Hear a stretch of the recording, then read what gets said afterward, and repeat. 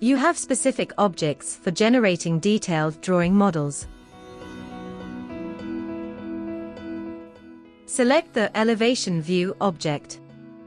Set the first point of the elevation view line.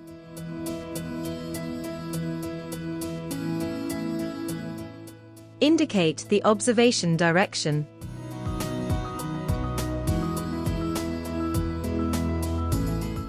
Set the second point. Produce the relating drawing model.